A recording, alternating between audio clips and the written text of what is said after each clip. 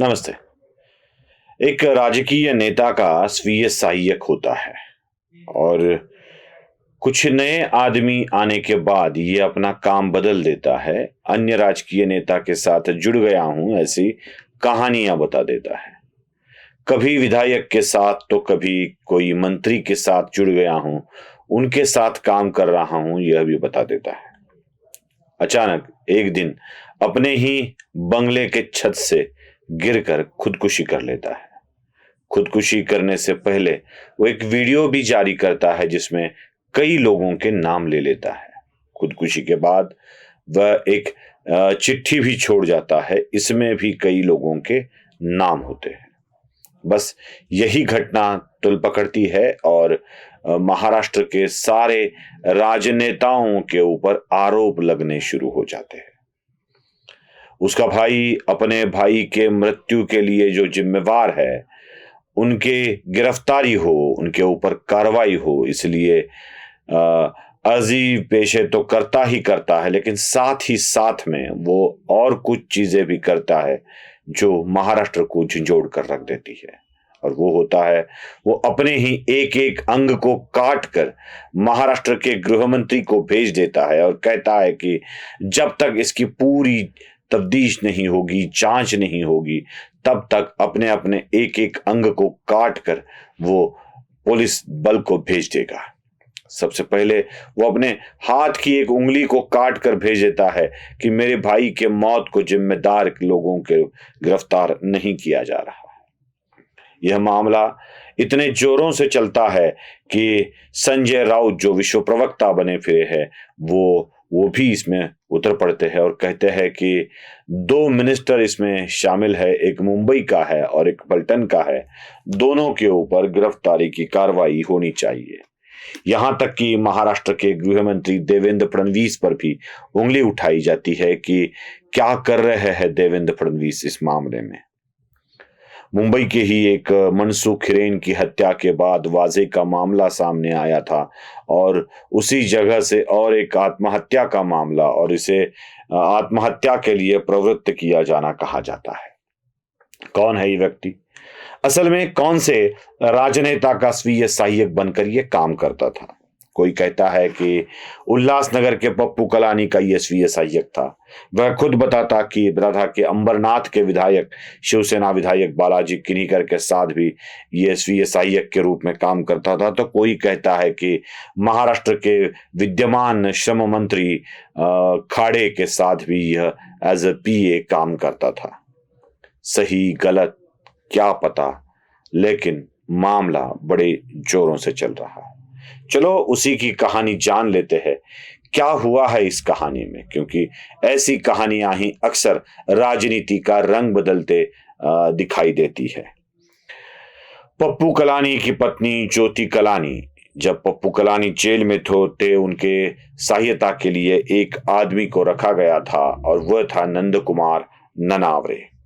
यह नंद कुमार ननावरे बेसिकली था सातारा डिस्ट्रिक्ट से, जहां की उसकी एक पत्नी भी थी जो उन दोनों की इंटरकास्ट मैरिज थी।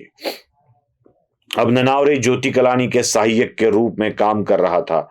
कुछ साल होने के बाद ज्योति कलानी के साथ सहायक के रूप में काम करने वाले एक कमलेश निकम नाम के एक व्यक्ति को नियुक्त कर दिया जाता है और कमलेश निकम ज्योति कलानी जी का सहायक के रूप में काम करने लगता है। स्वाभाविक है, एक आदमी अगर रिप्लेस हो जाए तो पहले आदमी को बेरोजगार होना पड़ता है, वैसे ही नंद कुमार ननावरे को बेरोजगार होना पड़ा। नंद कुमार ननावरे ने अपना अलग काम ढूंढने की कोशिश की और वो बताता था कि मैं किनीकर के यहाँ काम करता हूँ। हालांकि बालाजी किनीकर ने कभी इसी की पुष्टि नहीं की है कि वह उनके विधायक के सहायक के रूप में वो काम करता था।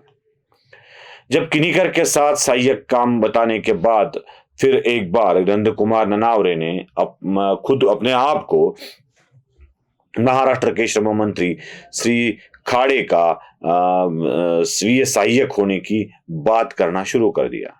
अब हमने जब इसकी तफ्तीश की, पड़ताल की, क्या वो श्रम मंत्री खाड़े के कार्यालय में काम करता था, तो उसका आना जाना तो उस कार्यालय में जरूर था, लेकिन कभी उसको सहायक के रूप में काम नहीं दिया गया। अब ये जो नंदकुमार ननावरे है, जिसके एक इंटरकास्ट मैरिज भी हो चुका है और बताया जाता है, हालांकि एनालाइजर और मैं खुद इसकी पुष्टि नहीं करता हूं कि इसका इंटरकास्ट मैरिज था, और इसकी एक लड़की भी है जो आजकल किसी लॉ कॉलेज में पढ़ती है और एक लड़का स्कूल में भी पढ़ता है। अक्सर मंत्रालय का रिलेशन होने के कारण ये नंदकुमार ननावरे अपने आप को मिनिस्टर या विधायक का स्वीय सहायक बताकर कई लोगों के काम करने के वायदे किया करता था। सीधे सीधे तौर पर कहा जाए तो मंत्रालय और जिनके काम होते हैं उनके बीच में ये बिचौले का, दलाल का काम भी करता था। अब जब आदमी क्या मंत्रालय में पहुंच होती है, इसका पता दुनिया को लग जाता है, तो लोग कई तरह के काम लेकर पास आना शुरू हो जाता है। अब ये काम ही उल्टे सीधे करता था, जबकि पप्पू कलानी का स्वीय सहायक था, वो अगर कोई से काम करता होगा ये आपको भी पता है। यही व्यक्ति कई लोगों से पैसे लेकर काम करवाने के वायदे करता था। बाद में हुआ ये कि इससे काम होना जरा मुश्किल होने लगा। अगर ये सच में मिनिस्टर का पीए था तो काम होने में कोई दिक्कत नहीं थी, लेकिन खाड़े के ऑफिस से भी बताया गया कि यह हमारे ऑफिस का किसी भी संबंध का व्यक्ति नहीं था या खाड़े के श्रम मंत्रालय के ऑफिस का कोई एम्प्लॉय भी नहीं था। किन्हीं कर से भी कोई बड़ा रिश्ता इसका नहीं था, जो ऑफिशियल स्वीय सहायक के रूप में भी काम नहीं करता था। अब ननावरे तो कई लोगों को मंत्रालय का रिश्ता दिखाकर, मंत्रालय से संबंध दिखाकर पैसे भी ले लेता था, ऐसी भी खबर है। साथ ही साथ ऐसे व्यक्ति के जो बाकी संबंध होते हैं, यह भी संबंध हुए। कहानी ये भी बताई जाती है, मैं पुष्टि नहीं करता हूं इसलिए कह रहा हूं कि इसके एक महिला के साथ लिव इन संबंध भी थे और शायद सारे एक जगह ही रहा करते थे। अब ये जो ननावरे है ये सातारा डिस्ट्रिक्ट के पलटन का है और वहां के राजनेताओं के साथ भी इसके जान पहचान वाले संबंध थे। अब बहुत सारे लोगों से पैसा लेना, बहुत सारे लोगों के कामों के लिए इसके पीछे पड़ना, इसका कारण यह हुआ कि इसकी मानसिक स्थिति खराब होने लगी। अब ये तो इतना अस्वस्थ था कि अपनी जान देने पर भी तैयार था। अब एक दिन हुआ ऐसे कि इसने एक वीडियो जारी किया और उस वीडियो में कुछ लोगों के नाम भी लिए, जैसे किसी निकालजे नाम के व्यक्ति का नाम लिया गया, किसी रंजित निम्बाळकर नाम के व्यक्ति का नाम लिया गया। हालांकि रंजित निम्बाळकर यह नाम एक सांसद के साथ जुड़ा हुआ भी है, लेकिन इसकी कोई पुष्टि नहीं है कि सांसद रंजित निम्बाळकर ही यही निम्बाळकर है। कोई देशमुख नाम के दो व्यक्ति का नाम भी यह लेता है। यह वीडियो जारी होने के बाद यह सारे व्यक्ति परेशानी में आ जाते हैं कि क्या इनके ऊपर कोई क्राइम रजिस्टर्ड होगा। लेकिन उसके बाद जब उसकी खुदकुशी होती है तो उसकी एक हाथ की लिखी चिट्ठी भी मिल जाती है, जिसमें 6-7 लोगों के नाम लिए गए हैं। अब इसमें एक ही नाम कॉमन है, वो है निकालजे का।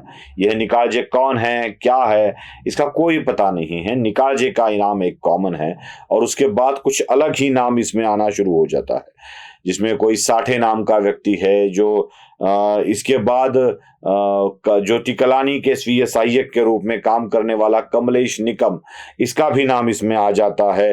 कोई नरेश नाम के व्यक्ति का नाम इसमें भी आ जाता है। तो नरेश, कमलेश, साठे, ऐसे कुछ अलग अलग नाम ही आने लगते हैं। मतलब चिट्ठी में अलग, वीडियो में अलग। और यही मामला तुल पकड़ने लगता है। उसका भाई एक एक अंग काट के महाराष्ट्र के गृह मंत्री को भेजने लगता है। संजय राउत की एंट्री इसमें हो जाती है और संजय राउत की एंट्री के बाद इस मामले को राजनीति में एक बड़ा मामला के रूप में देखा जाता है। संजय राउत ये कहते हैं कि मयत की भाई के उंगलियों को कटता देखकर भी अगर सरकार को बुरा नहीं लगता है, वो खास तौर पे नाम लेकर सीधा देवेंद्र फडणवीस पर अटैक करते हैं कि अगर देवेंद्र फडणवीस के दिल में जरा भी हमदर्दी नहीं है तो इस देश को भगवान ही बचाए।